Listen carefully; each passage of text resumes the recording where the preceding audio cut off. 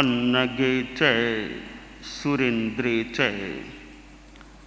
कौशिके पाद संस्पृशि निर्विशेष मनस्काय श्री वीरस्वामिने नमः। परमात्मा बन जाना तो एक बहुत ही ऊंची बात होती है। परमात्मा बनने से पहले महात्मा बनना होता है। महात्मा बने बिना परमात्मा नहीं बना जा सकता।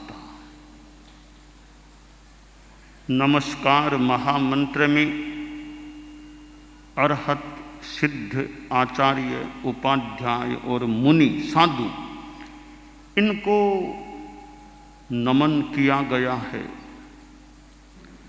अरहत जो अध्यात्म जगत के जैन शासन में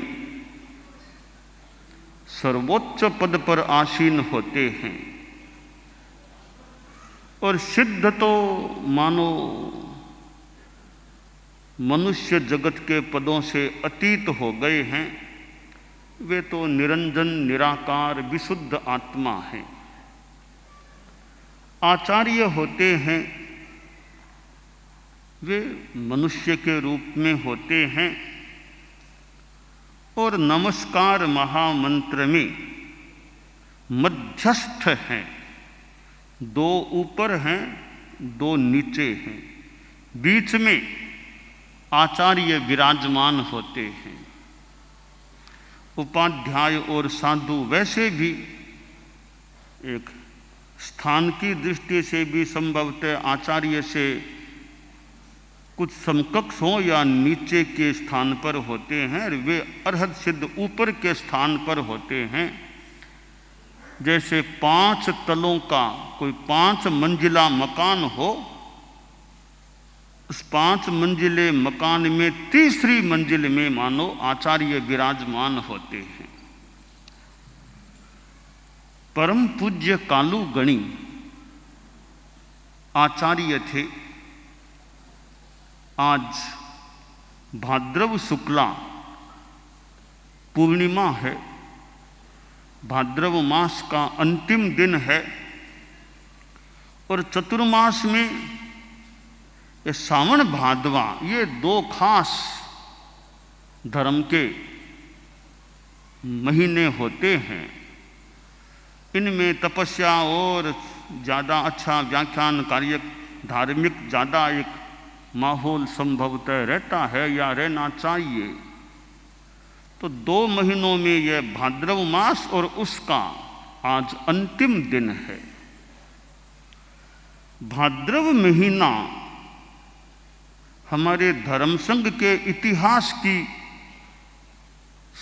दृष्टि से भी महत्वपूर्ण है। कई ऐतिहासिक प्रसंग भाद्रव महीने में घटित हुए हैं।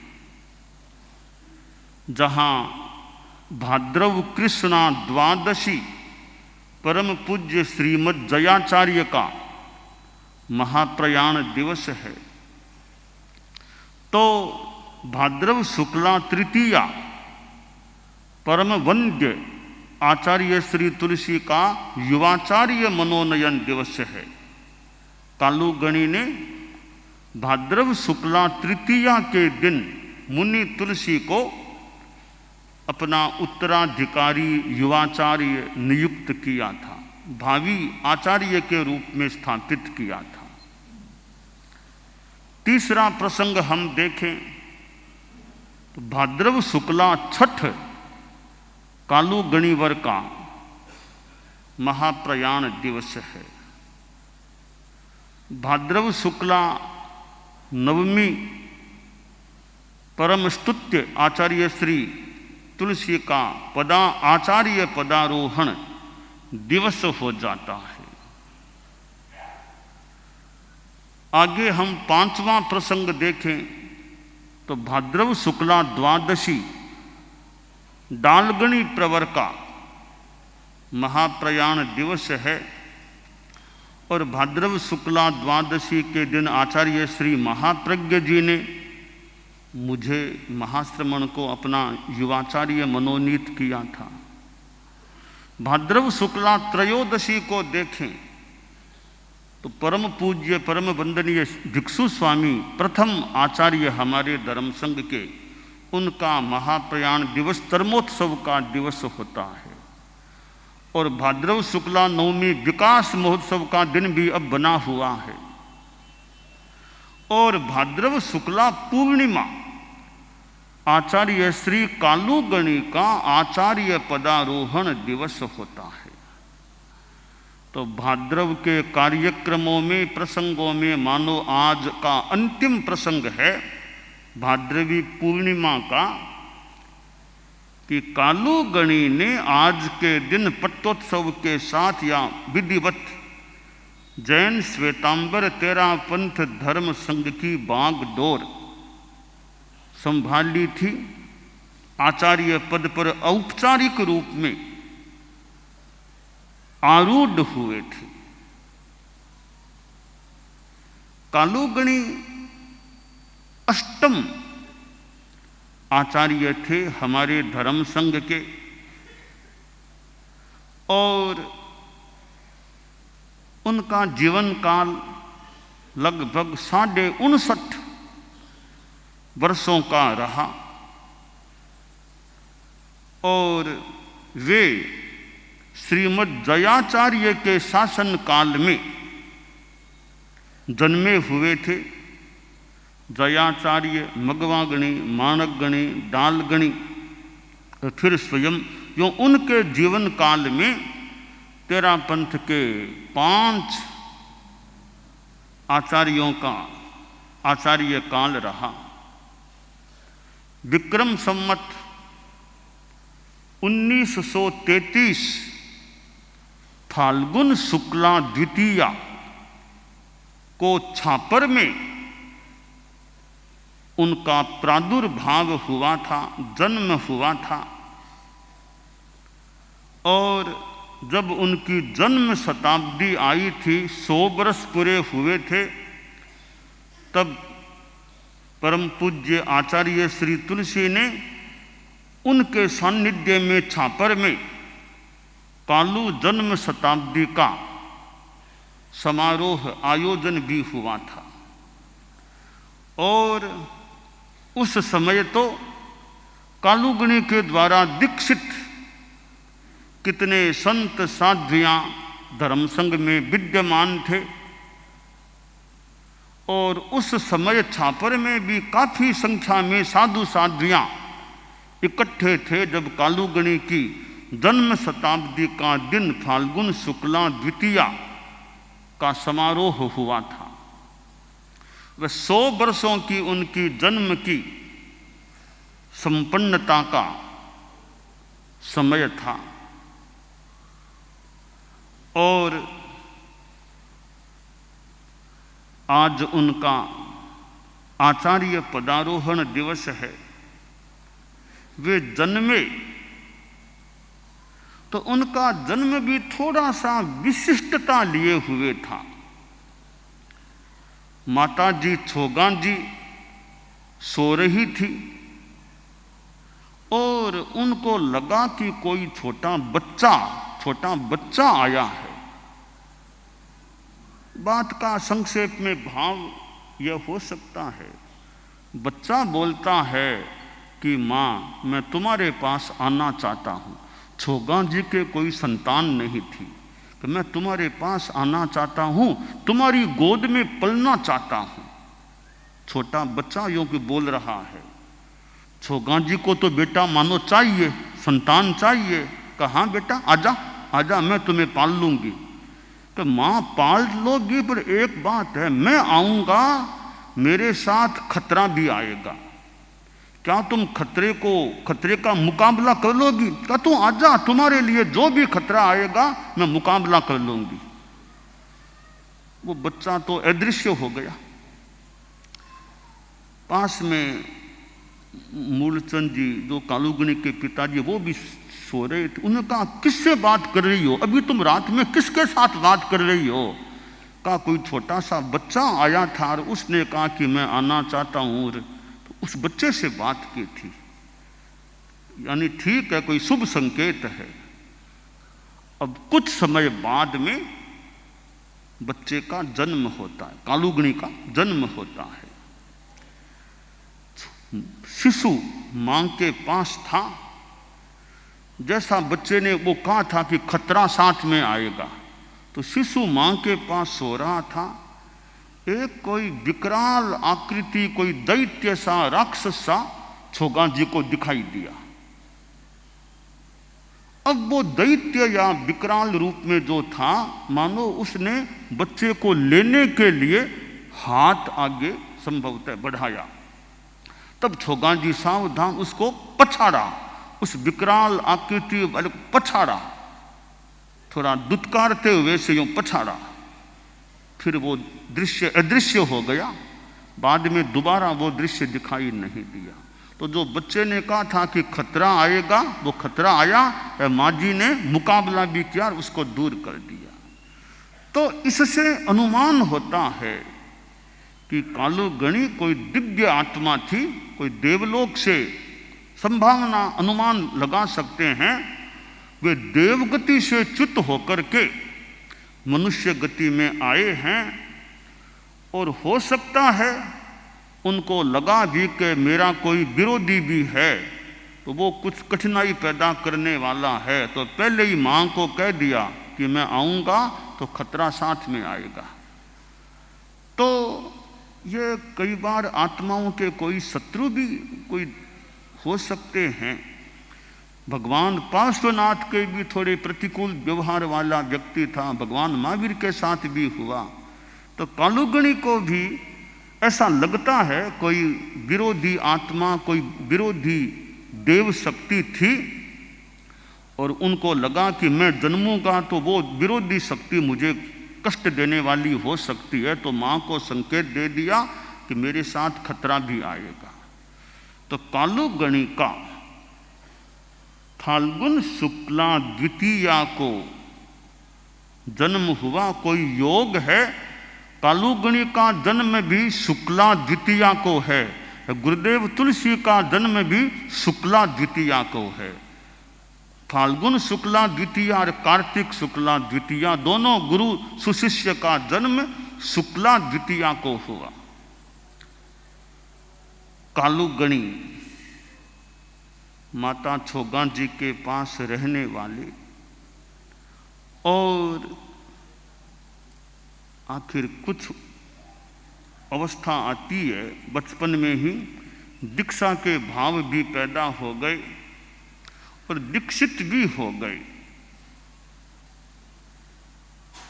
किसी बालक को यों दीक्षा का मौका मिले, मघवागणी जैसे पंचम आचार्य श्री के द्वारा बालक कालू की दीक्षा संपन्न होती है और उनकी मासी की बेटी बहन माँ ये भी दीक्षित हो गई। और दीक्षा के बाद भी एक अच्छे, मतलब मघवागणी की दृष्टि में एक अच्छे साधु के रूप में थे। मघवागणी की बहुत कृपा दृष्टि मुनि कालू छापर पर रही, ऐसा अनुमानित होता है। और मघवागणी के यूँ तो शिष्य तो और भी रहे होंगे, पर मुनि कालू छापर पर उनकी एक मेहर नजर थी। अच्छे विवेकवान एक व्यक्ति थे कालू, मुनि कालू। मघवागणी का विश्वास, कृपा, जो भी शब्द उचित हो, वो प्राप्त किया कालूगणी का मुनि कालू छापर ने। और मघवागणी से प्रेरणा, गुरु से कई बार किसी किसी गुरु से अच्छी प्रेरणा मिल जाती है, कृपा भी मिलती है, साथ में प्रेरणा भी मिलती है। गुरु के साये में शिष्य को आगे बढ़ने का मौका भी मिल जाता है। आखिर मघवागणी का तो विक्रम संवत 1949 में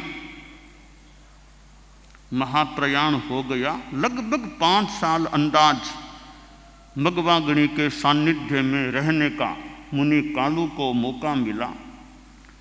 फिर मानक गणी का आचार्य काल आ गया। उनका आचार्य काल भी थोड़ा ही रहा, 5 वर्ष भी पूरे नहीं हुए। मानक गणी का भी महाप्रयाण हो गया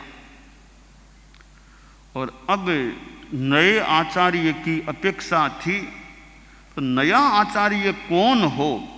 मानक गणी तो उन्होंने तो निर्णय दिया नहीं था, बिना निर्णय किए ही महाप्रयाण हो गया था, तो आचार्य का स्थान खाली हो गया था। अब भावी आचार्य कौन बनेगा, इस संदर्भ में चिंतन चला तो मुनि कालू छापर का नाम भी एक आया कि इनको भी आचार्य बनाया जा सकता है। परंतु आखिर उनको उस समय नहीं बनाया गया या वे बनने को तैयार नहीं थे। फिर डालगणी आचार्य के रूप में धर्मसंघ को प्राप्त हुए और जब मानक गणी का महाप्रयाण हो गया, डालगणी आचार्य बने नहीं, लाडनू पधारे नहीं, बीच का जो थोड़ा काल था अंतरिम काल, इस काल में मुनि कालू छापर को भी बहुत अच्छे ढंग से संघ को सेवा देने का मौका मिला, कार्य करने का मानो मौका मिला। अंतरिम काल में मुनि मगन और मुनि कालू इन दो का नाम आता है। अंतरिम काल में विशेष एक कार्य करने वाले संत थे। डालगणी के आचार्य काल में करीब 12 वर्षों तक मुनि कालू छापर को रहने का मौका मिला। डालगणी का आचार्य काल 12 करीब वर्षों का रहा था और डालगणी ने अपना उत्तराधिकारी पब्लिकली घोषित नहीं किया, प्रच्छन्न रूप में पत्र में नाम अंकित करके रखा था और मुनि कालू छापर को गोपनीय पत्र में उन्होंने अपना उत्तराधिकारी नियुक्त किया था और नाम प्रकट किया नहीं, संतों को भी कोई नाम बताया नहीं, थोड़ा सा एक अनुमान हो सके ऐसा इशारा तो दे दिया था कि जो नाम है वो तुम जो यहाँ हो उन्हीं में से किसी का नाम है, बाकी नाम बताया नहीं था उन्होंने। और आखिर लाडनू में विक्रम संवत 1966 भाद्रव शुक्ला द्वादशी, वो जो लाडनू में साधियों का सेवा केंद्र का स्थान है, वहाँ आश्रय डालगणी का महाप्रयाण हो गया। और आज पहले युवाचार्य सामने तो बनाया नहीं था, पर प्रच्छन्न पत्र था, पत्र को देख लिया गया, पढ़ लिया गया, मुनि कालू का नाम था। फिर उनको आखिर आचार्य के रूप में स्थापित किया गया। वो जो औपचारिक रस्म अदा हुई वो आज के दिन हुई। 12 को महाप्रयाण हुआ डालगणी का, पूनम को कालूगणी प्रवर का आचार्य पदारोहण हुआ। तो लाडनू में आज के दिन आचार्य श्री कालूगणी हमारे धर्म संघ के विधिवत औपचारिकता के साथ आचार्य पद पर आरूढ़ हुए और उनका आचार्य काल आगे बढ़ा। उन्होंने 27 वर्षों तक लगभग जैन श्वेतांबर 13 पंथ धर्म संघ की शासना की, दीक्षाएं भी हुई। कालूगणी ने यात्रा भी कुछ की। अधिकांश समय तो राजस्थान में ही बीता उनका। थोड़े बाहर पधारे, थोड़े बाहर पधारने में, राजस्थान से बाहर पधारने में या तो वे हरियाणा पधारे। विक्रम संवत 1977 का चतुर्मास कालूगणी ने हरियाणा में भिवानी में किया था। एक चतुर्मास उन्होंने अपने आचार्य काल का आउट ऑफ राजस्थान एक ही किया, वो भिवानी हरियाणा में किया। एक यात्रा उन्होंने आउट ऑफ राजस्थान मालवा मध्य प्रदेश की थी। मालवा में मध्य प्रदेश में उन्होंने एक मर्यादा महोत्सव किया बड़नगर में। इस प्रकार उनके आचार्य काल के एक चतुर्मास भिवानी हरियाणा में, एक मर्यादा महोत्सव बड़नगर मध्य प्रदेश में, बाकी सारे के सारे चतुर्मास उनके आचार्य काल के सारे मर्यादा महोत्सव राजस्थान की सीमा में ही संपन्न हुए। तो वे राजस्थान में ही ज़्यादा रहने वाले थे। राजस्थान में रहकर उन्होंने अपने ढंग से धर्मोद्योत किया, यात्राएं भी की, राजस्थान में वैसे भ्रमण भी किया, थोड़ा बाहर भी हरियाणा और मालवा का भी उन्होंने भ्रमण किया था। और उनकी माता जी जो संसार पक्ष में थी, छोगा जी माजी महाराज, उनको विदासर में आखिर अवस्था फिर विदासर में मानो स्थिरवास के रूप में स्थिरवास सा उनका हुआ।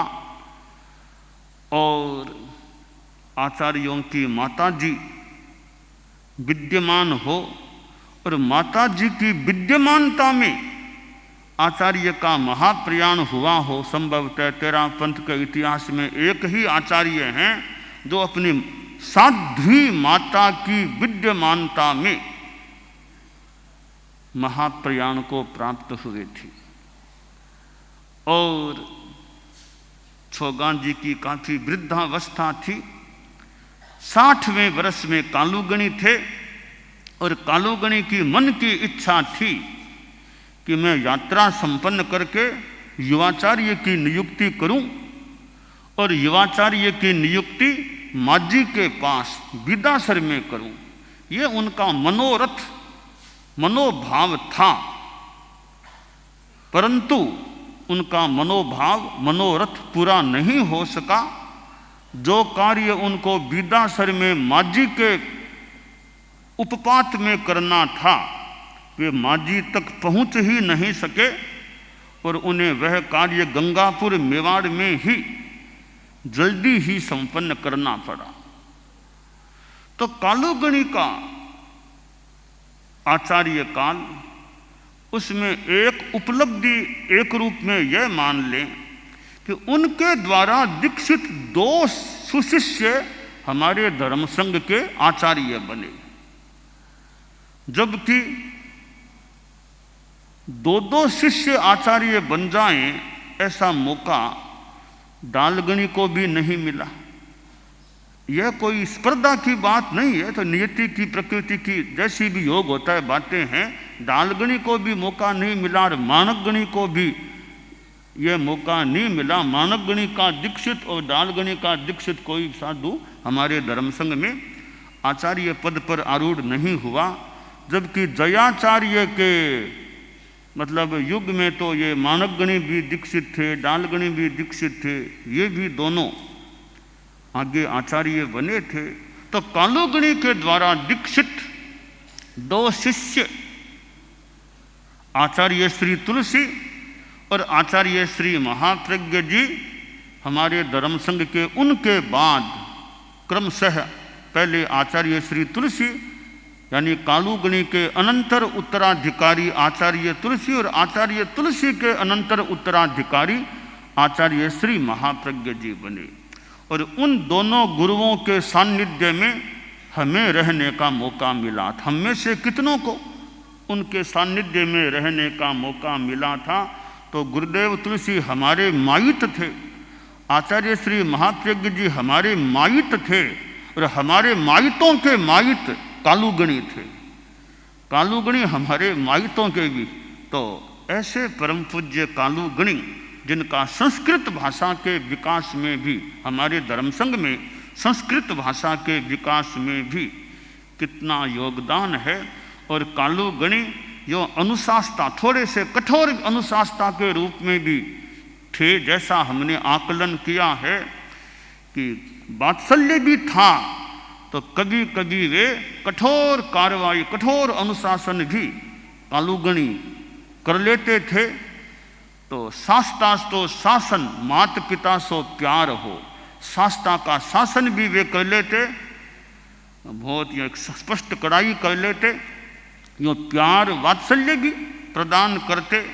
जो आचारवान होता, सरल होता, ऐसे साधु पर हमने सुना कि उनकी कृपा दृष्टि रहा करती थी कि आचारवान साधु है, सरल है, उनकी कृपा दृष्टि रहा करती थी, रहती थी, ऐसा मैंने सुना है। तो कालूगणी हमारे धर्म संघ को अष्टम अनुशासता के रूप में प्राप्त हुए। आज उनका आचार्य पदारोहण दिवस है। मैं कालूगणी के प्रति अभिवंदना व्यक्त करता हूँ और उनके प्रति एक गीत भी मेरा बनाया हुआ है, वो भी मैं कुछ गाना चाहूँगा। दानान सेठम अभयपयाणम सच्चेषु या अणवज्जं वयन्ति तवेषु या उत्तमं भचेरं लोगुत्तमे समणेनाय पुत्ते।